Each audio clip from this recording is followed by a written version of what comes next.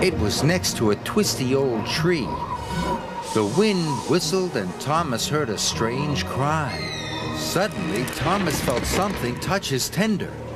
"Look out!" cried Diesel. "The ghost engine is after your funnel." "Cinders and ashes," gasped Thomas, and he let out a frightened peep. Scared engine, Diesel teased. Thomas was very cross with Diesel. He wanted to pay him back for all his teasing. Thomas and Diesel arrived at the flour mill.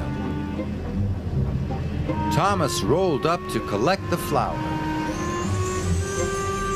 Then Thomas had an idea. "We'll see who's a scared engine," he puffed. Thomas biffed the freight cars out of the way and rolled up under the chute himself. When Thomas puffed out the other side, he was covered from dome to buffer in pure white flour. "Whoa!" he said spookily. "It's a ghost engine!" cried Diesel. "It's come to get me!" "Stop!" cried Thomas. "It's just me!" But Diesel was nowhere to be seen.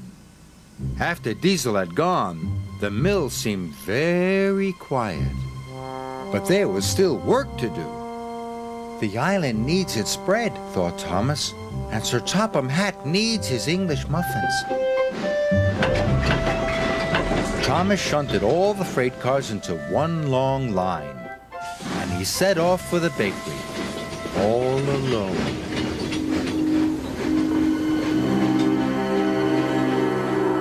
As Thomas arrived at the twisty tree, he wished he could go faster, but it was a very long train, and he had to go slowly.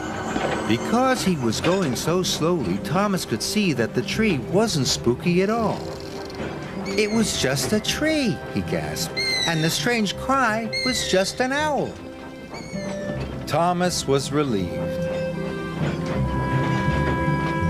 Thomas chugged towards the abandoned mine. He could still hear the spooky banging. He looked to his left and then to his right, and he saw what was making the noise. "It's just an old door," he gasped. "The wind is making it crash."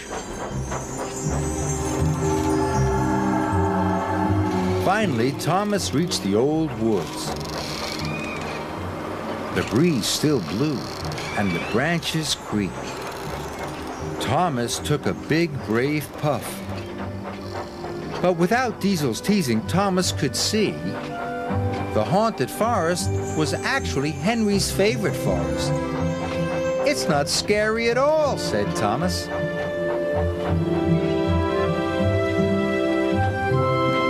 Thomas arrived at the bakery. He was tired but happy. "Oh, it's the ghost engine, sir!" Diesel told Sir Topham Hatt. "And it's come to get me!" "It's not a ghost engine," boomed Sir Topham Hatt. "That's Thomas. He's a really useful engine." "Thomas, you have done a splendid job," Sir Topham Hatt said. "You deserve an extra special washdown." "Thank you, sir," puffed Thomas proudly.